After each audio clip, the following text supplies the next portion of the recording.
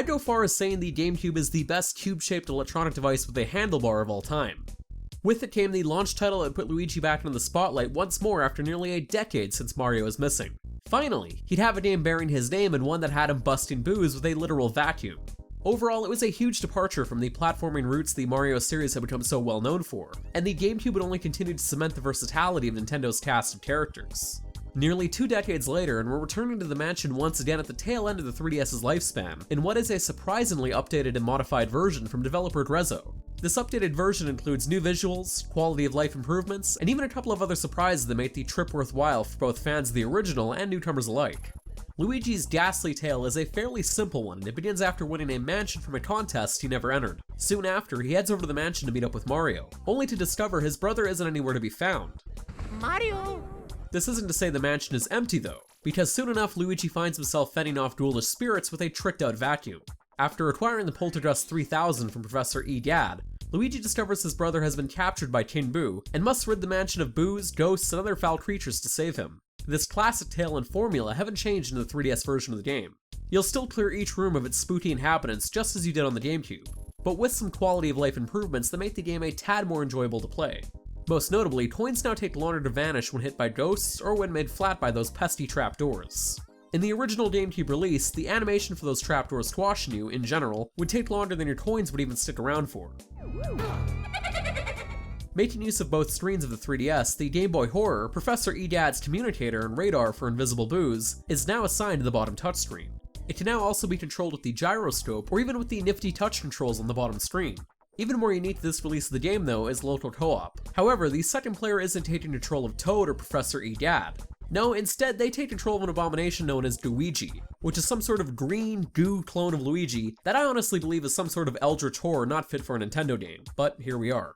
On the topic of this specific release of the game though, as I mentioned, it's not an exact port of the GameCube release, but instead a heavily updated version utilizing both new and old assets.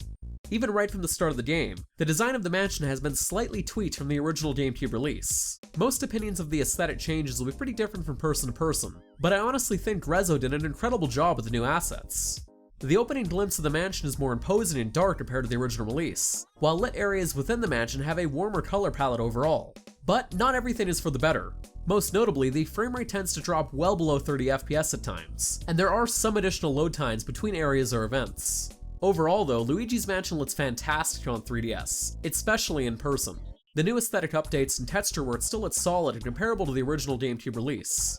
But if you're watching component cables on Wii or GameCube, you will still get a higher resolution and sharper image than the 3DS version.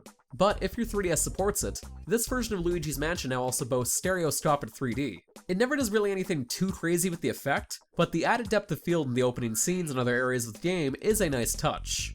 Nitpicks aside, which is exactly what these are, minor nitpicks, the biggest issue I have with the 3DS version of Luigi's Mansion is simply the C-stick analog nub on the new 3DS just isn't a good replacement for the GameCube C-stick controls. Whether you're controlling the flashlight or attempting to suck up various objects with the Poltergust 3000, it just feels clumsy and nowhere near as precise on the new 3DS's analog nub.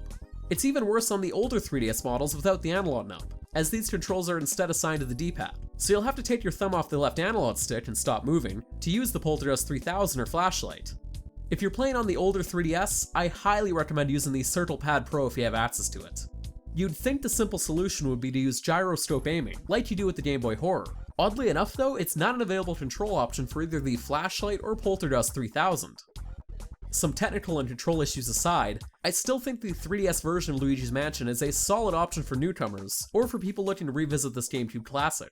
Catching various ghosts and completing Professor Egad's gallery is a perfect time burner on the go, and Grezzo have done a solid job bringing Luigi's Mansion to the 3DS. I just don't know if I'd prioritize playing the 3DS version over the GameCube version in the future.